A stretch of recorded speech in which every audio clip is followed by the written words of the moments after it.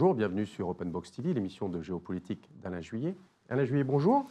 Bonjour Claude. Aujourd'hui, nous allons revenir sur une émission très intéressante que nous avions faite avec Bruno Fuchs sur la francophonie, à un moment où la France perd pied dans un certain nombre de pays qui étaient, tout à fait, je ne sais pas si on peut le dire, un précaré de la France, en tout cas de la francophonie. Oui, tout à fait. Cette émission, en définitive, elle a plusieurs objectifs.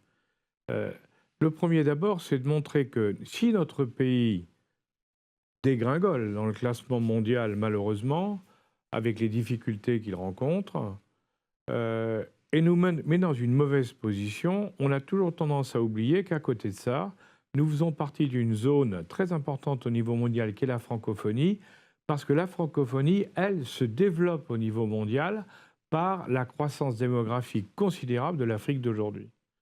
Aujourd'hui, vous prenez le Congo, la République démocratique du Congo, c'est un pays qui est beaucoup plus important que la France et qui est un pays francophone, totalement francophone.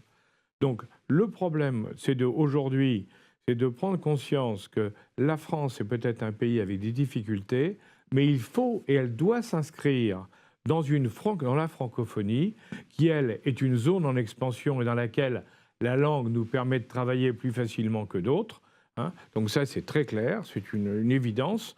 Et la deuxième, c'est que pour s'intégrer dans cette francophonie nouvelle et moderne, il faut qu'on fasse les efforts nécessaires en comprenant que nous ne sommes pas l'origine de tout. Certes, la langue française vient de la France, mais qu'avec ce développement, en particulier dans les pays africains et ailleurs, d'ailleurs dans le monde, la France est une composante de la francophonie qui doit tenir sa place, toute sa place, mais rien que sa place. Merci Alain, et je vous laisse retrouver cette émission où effectivement on a fait un tour d'horizon de la francophonie et peut-être son devenir avec la France, et comme le dit Alain Juillet, toute sa place, rien que sa place. Merci et à bientôt. Récemment, il y a moins d'un an maintenant, on a vu deux pays traditionnellement très français, nous considérons en tout cas comme français, de l'Afrique francophone, hein, le Togo et le Gabon, qui ont quitté notre alliance, qui sont rentrés dans le Commonwealth. Et la première question que je voulais vous poser, c'était de savoir, de votre point de vue, si cette évolution pouvait nous gêner au niveau de la francophonie, parce qu'il faut bien aussi différencier les choses. Merci en tout cas de votre invitation, et merci de votre question. On est tout de suite dans le vif du sujet, on n'a pas le temps de se mettre en chauffe. Je vais prendre un contre-pied par rapport à ce qui se dit habituellement. On a un paradoxe, en France notamment, c'est qu'on est les chantres de la vision multilatérale. Et c'est ce qu'on professe, en tout cas, sur la vision du monde que l'on peut avoir. Et c'est vrai qu'on est moteur dans le monde sur cette vision. Et quand ça s'applique à la France, ou à la francophonie, pour répondre à votre question, on s'en offusque. Il n'y a rien de plus normal que le Gabon, le Togo ou d'autres aient des relations, des contacts avec d'autres sphères, d'autres écosystèmes. C'est à nous à se réinterroger, nous francophones, comment on fait pour être attractif. Mais on l'est. Quand vous avez le Mexique, quand vous avez le Qatar, quand vous avez moi je suis secrétaire général de l'Assemblée parlementaire de la francophonie, vous avez Chypre qui va nous rejoindre, l'Ukraine qui va nous rejoindre au mois de juillet, on a l'Albanie qui nous a rejoints, le Monténégro, le Kosovo, donc des tas de pays qui ne sont pas francophones mais qui sont attirés par la sphère francophone. La question maintenant, c'est qu'est-ce qu'on met dans cet écosystème et dans cet ensemble de pays qui sont attirés? Est-ce qu'ils le sont uniquement pour une sorte d'influence institutionnelle ou est-ce qu'on peut nourrir la francophonie d'autres corpus, d'autres principes, d'autres valeurs? Alors comment on peut définir cette francophonie? Parce que d'un côté, on voit qu'il y a des aspects culturels, il y a des aspects économiques, il y a des aspects linguistiques, mais il y a plein d'autres choses. Donc, est-ce qu'on peut essayer de définir tout ça pour voir comment la francophonie moderne? Je pense qu'elle n'est pas définie, justement, et que le problème que l'on a, c'est que personne ne pense à la question, la réponse à la question que vous posez. Il y a eu deux grandes étapes de la construction de la francophonie. D'abord, la constitution, le début, c'était lié à la langue, la culture, l'histoire commune, donc la façon de dépasser la période coloniale et post-coloniale, qui était notre ciment, et qui était d'ailleurs créé par des non-français. C'était président Senghor, c'était Aimé Césaire, ça a été le prince Norodom Sihanouk. Oui. Donc c'était des non-Français qui ont eu cette initiative-là. Oui. Hein, voilà.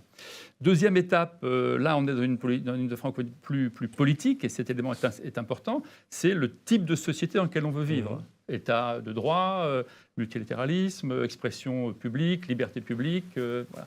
Et aujourd'hui, avec la guerre d'Ukraine et donc la montée en puissance des impérialismes, cette dimension-là, de type d'État, de type de société dans lequel on veut vivre, dans lequel nos enfants soient vivre, est essentielle. Et donc ce combat-là, qui était celui des années 70-80, redevient aujourd'hui, à mon avis, essentiel.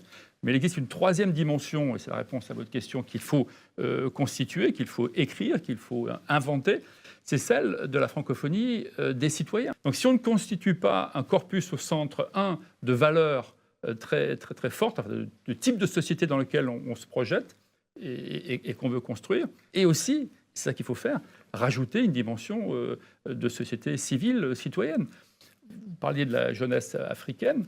Au Sénégal, l'âge médian, c'est 19 ans. Oui. En dessous de 19 ans, il n'y a pas un Sénégalais qui a eu une idée de la France. Voilà, ils vivent entre eux, c'est justement par les réseaux sociaux. Donc plutôt, et là, en l'occurrence, ce serait plutôt une contre-publicité pour la francophonie, compte tenu de l'image de la France aujourd'hui en Afrique. Donc peut-être que la France peut être une difficulté. Il faut qu'on crée quelque chose dont les francophones ont besoin, c'est-à-dire de la formation professionnelle et des emplois. Comme c'est une démographie galopante, il faut avoir un espoir pour la jeunesse. Et la francophonie doit être une réponse à cet espoir. Donc il faut créer, par exemple, des réseaux de lycées professionnels francophones, comme on a créé des lycées français un peu partout dans le monde il y a une cinquantaine d'années. Je pense que la France n'a pas clairement fixé quel devait être son rôle dans la francophonie. Parfois, elle est très actrice. Parfois, elle se dit, il faut que je sois plutôt... je laisse faire les autres. Les plus actifs sur la langue française sont les Canadiens. Eh bien, comment voulez-vous qu'en Afrique, parler du Gabon ou du Togo, ils se disent, il faut être attiré par la France. Donc, on a beaucoup de contradictions en France. Et je pense que le premier problème de la francophonie, c'est qu'elle n'est pas du tout valorisée en France. Vous demandez aux Français ce que c'est. Personne ne sait. Voilà. J'ai fait un rapport il y a peu de temps sur l'usage du français dans les institutions européennes. On a complètement décliné. On a abandonné. Mais on a abandonné le combat. On a abandonné, mais nous-mêmes, on a abandonné notre langue. Nous-mêmes. On a abandonné notre langue. Les ministres français se sont toujours targués de parler l'anglais.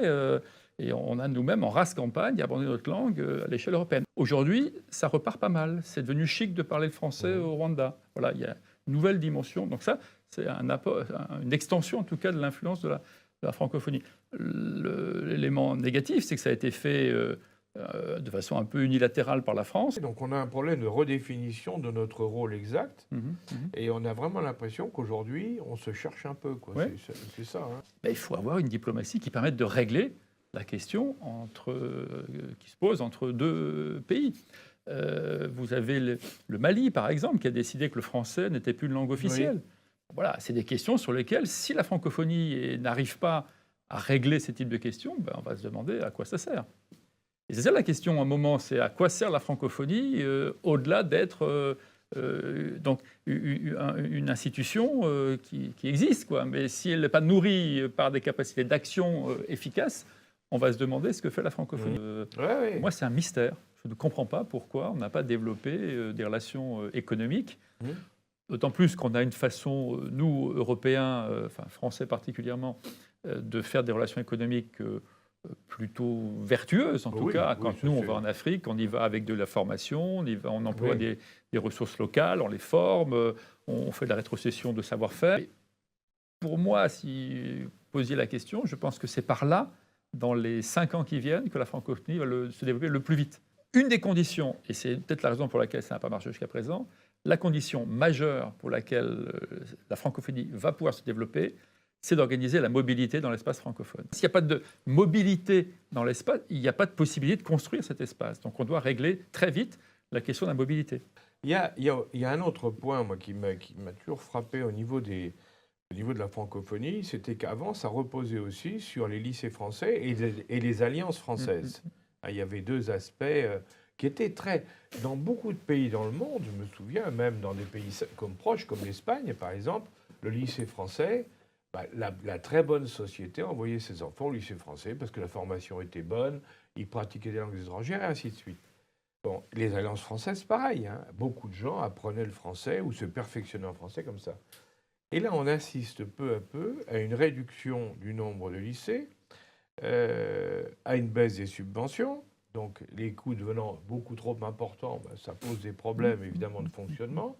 Et dans les alliances françaises, elles se réduisent à vitesse, elles se réduisent quand même. Oui, mais est-ce que c'est pas inquiétant? Il y a eu une prise de conscience. Il y a eu une est-ce- prise de conscience qui a été faite, par exemple, aux affaires étrangères depuis 2017. Oui. Les crédits réaugmentent, on réouvre des capacités, on donne de l'argent aux ambassades, etc. Ce qui fait qu'aujourd'hui, c'est ça la question à laquelle on doit répondre, qui fait qu'un jeune à Phnom Penh ou un jeune à Kinshasa se réveille le matin en disant il faut que j'apprenne le français. Je vois deux éléments.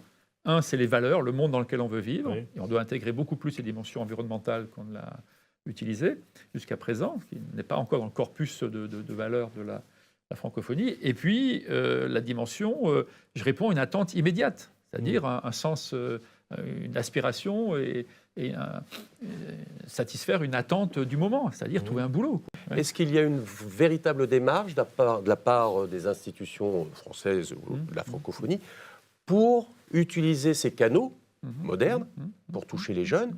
Et il y a une déclinaison ensuite, même pour les industriels, même pour le business. Tout ça passe par les réseaux sociaux, par le digital, par les sites Internet.